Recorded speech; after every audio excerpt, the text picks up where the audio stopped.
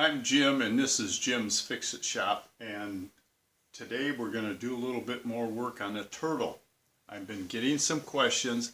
How do you get the steering wheel off?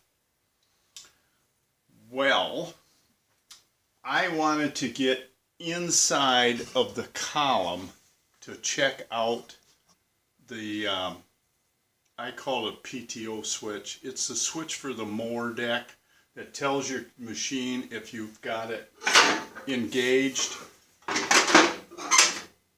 and it won't start. Or if you get off of it, the engine will kill. That's the switch up inside this column.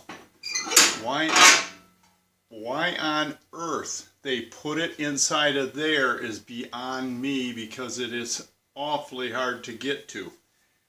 All the rest of them are inside of the mower deck. What was wrong with that? To get this cover off, which is loose right now, there's 3 bolts on each side you take out. You can't get it off. It won't come off. No matter what you do, you can't lift it off. You have to slide it up because of the tapered shape of it. It's stuck on there. Well, the hardest part is getting the steering wheel off. First, you have this cute little cover that covers up the nut. This cover goes down here and covers up the top of the column. Just dresses it up a little bit. Serves no purpose at all. Then you have a heavy washer and a self-locking nut you have to take off. Then the steering wheel and shaft has a spline on it, and it says in the directions, I don't know if these are on when you get the machine or if you put them on yourself, but it says to put anti-seize on this spline so it'll come apart easier.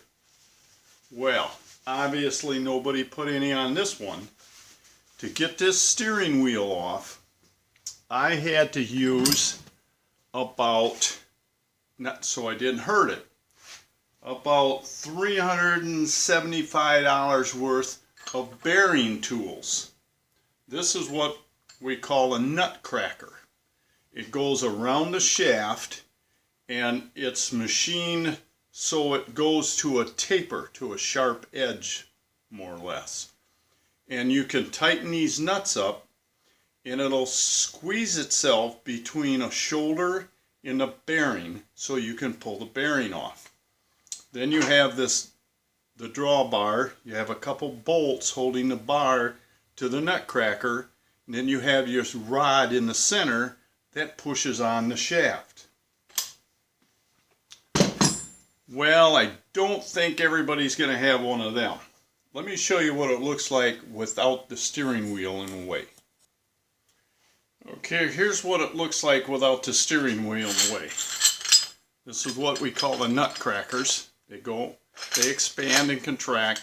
They go between, like I said, the shaft and the bearing, and you can force this between that area. Doesn't do the bearing any good, so you don't want to do this unless the bearing is shot.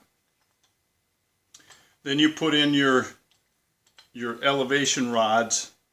You put in your T on the top in the drawbar that pushes on it. But like I said, this is close to $400 to buy one of these. I have a set of about, I think, 5 different sizes. That's the largest one I have, and you work down to smaller bearings. But as you can see, it gripped around the steering wheel without hurting anything or doing any damage to it. How you can pull one of these off without that contraption, I'm not sure. Then once you get that off, you can pull this off. This just has, I call them, you'd normally see them holding your door panels on your door on your cars. They just look like, kind of like a stud with all these little plastic fingers sticking out. Drop that one. They have all these little plastic fingers, and once you shove them in, they grip, but they're not really too reusable once you pull them back out.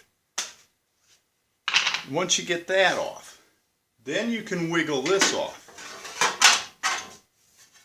Now, one thing I notice on this that's kind of nice, that snapper has never done before. If I can get this on here.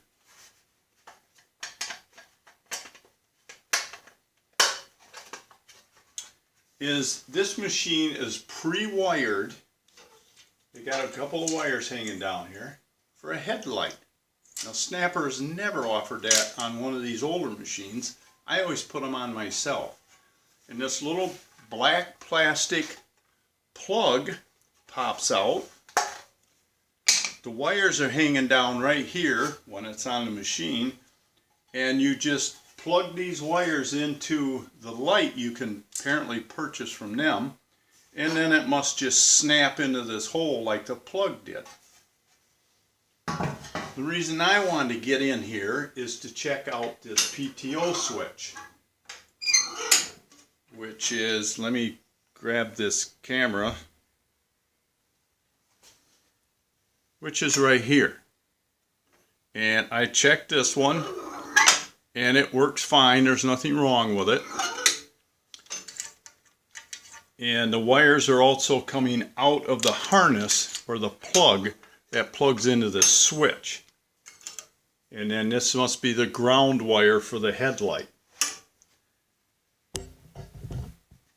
That's another point on this machine that I like over the old ones. You got a headlight.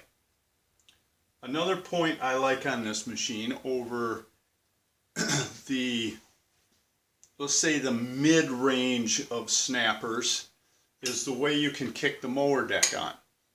The early Comets and the real early snappers, I don't know, maybe the snapper series didn't have that. But on the mower deck, where you lift up that handle to engage the mower deck, you step on them pedals. That holds it in place. The Comets didn't have that. They had what looked like a hook, and you lifted that lever up and you hooked it over there and it stayed. You didn't have to use your feet. And the same with this. Once you engaged that, you didn't have to use your feet to hold that stupid excuse me, to hold that stupid pedal down. This point I like. So there are some issues on this machine that really aren't all that bad. The bushings for the steering, if you want to look close enough, you'll be able to see the color maybe on the back side. The bushing for the steering shaft is not plastic. That is a brass insert. That's going to wear a whole lot longer than them plastic ones ever will think about lasting. That's another point I like on this thing. The next thing we're going to do is I'm going to show you how to get the mower deck off, which I already got off of here. But there's a trick to get the cables unhooked. You're going to want to watch that. So that's it for today. I just had a lot of people saying, how do I get this stupid steering wheel off? It's going to be tough.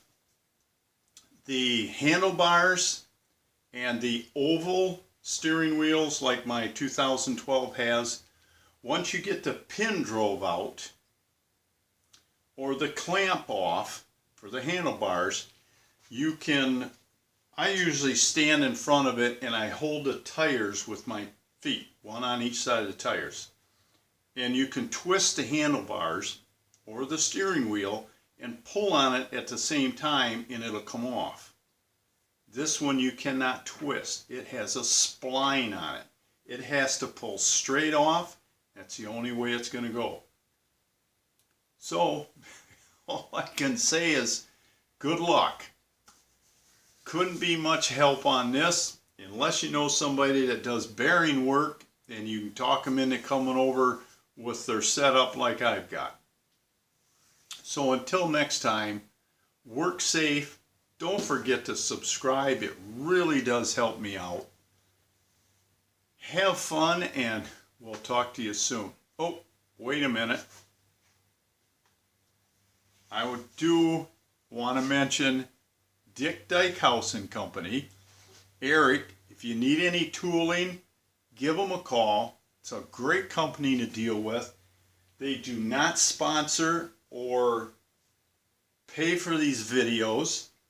He's just a friend of mine, and he came up with another little gift that I wanted to show you. Comes in a nice little black velvet bag, and it is an awesome knife. It again is by a tool company. It has Dick Dyke House name on it also. And it's one of these that lock open. It has a belt clip on it.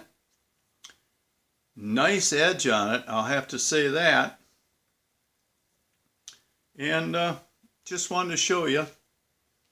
You buy some tooling from them and tell them you've seen it on Jim's Fix-It Shop. And maybe you can talk them out of one of these swell knives. Or if nothing else, maybe he'll send you the empty bag. Who knows? So, yeah, like I said, until next time, work safe, have fun, and try to fix your turtle. We'll talk to you soon.